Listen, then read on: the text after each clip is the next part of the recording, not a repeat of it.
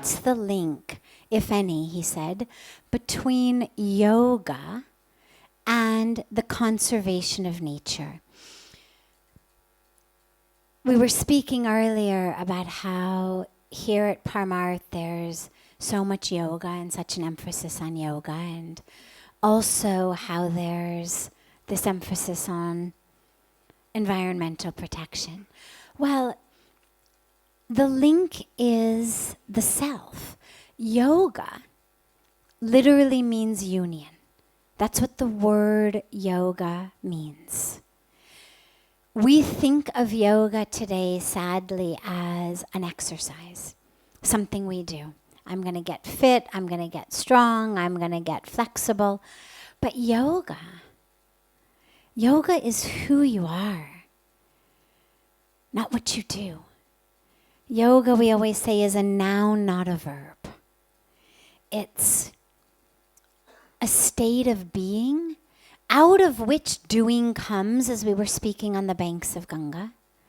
But it's not this exercise or this twisting or that twisting. Yoga is union. And it's ultimately the union of the self and the divine. So it doesn't matter what our religion may be. It doesn't matter what name or form we may use for the divine, what language we use, maybe no name, maybe no form. But that divine, that creator, yoga is the union with that.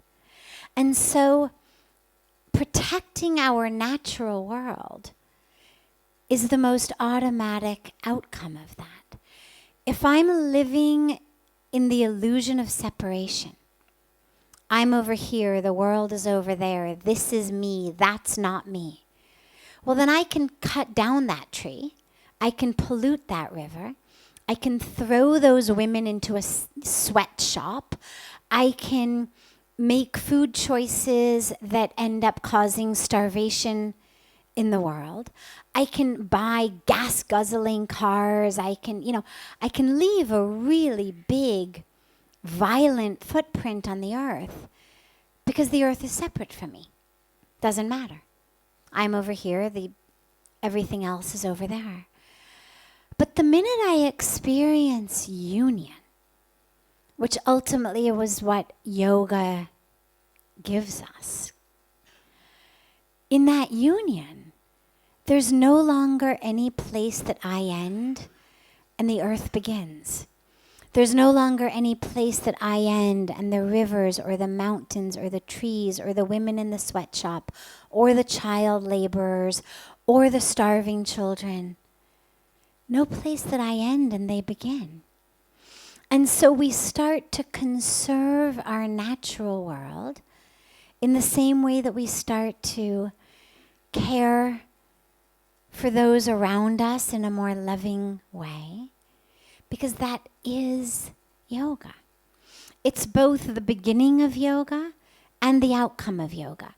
If you look actually at the 8 limbs of yoga given by the sage Patanjali, the very first limb, asana, is only limb 3. 8 limbs, asana is number 3. So if you were building a building, for example, asana would be your 3rd floor. Well, long before you can get to the 3rd floor, there's a foundation, there's a 1st floor, there's a 2nd floor. You can't just, zap your way up to the 3rd floor without a foundation. And the yamas and the niyamas are really the foundation of yoga. I'm not going to go into them here except to mention that the very first yam is non-violence, ahimsa. The 2nd is truthfulness. The 3rd is non-stealing, asteya. And I mention this because that's the stuff that natural preservation is made of. Violence doesn't just mean I walk out with a machine gun and kill my neighborhood. It doesn't just mean I go and I rape a woman on the street. Violence is in how we're moving through our day. What we eat, what we buy, what we wear, how we live, how we speak, the choices we make. that footprint on the earth is violent, regardless of what form it takes. And so when we practice yoga, we begin with nonviolence as an instruction, as a commandment. You know, long before I've gotten into asana, long before I've gotten into pranayama, long before I've gotten all the way up into meditation and samadhi, nonviolence is what I'm told. Begin here. But then nonviolence also comes later on from a much more enlightened state. In the beginning, I have to remember it. Ahimsa, nonviolence. Yes, this is my foundation. But once I've actually experienced the union of yoga, then nonviolence comes automatically. Then the yamas and the niyamas are no longer things I have to leave, sticky notes on my computer for. Oh, wait, right, what was the 8th one again? It becomes second nature. Becomes who I am. A mother does not need to set an alarm to remind her to go check on her baby when the baby's crying. The baby cries. That is the alarm. The mother goes to take care of the baby. The baby turns over in bed. A sound that no one in the world could possibly hear, an imperceptible sound. But the mother in the other part of the house heard it, felt it, sensed it. Ah, she's awake, he's awake, let me go. They're going to be hungry. It's automatic. It's the most natural byproduct of being a mother. And in the same way, when we are united with the divine, the way that a mother is united with her child, the sleep, the wake, the aches, the pains, the hunger, the thirst of that with which we are connected calls us to it. We don't need the reminders. It becomes second nature. So conservation of nature plays a role in the very beginning in the yamas and niyamas, right there, non-violence, right there, non-stealing, non-hoarding, a non-vegetarian diet is stealing, is hoarding, not just the meat of the animals, that's not even what I'm talking about, but it's stealing and hoarding the grain on earth.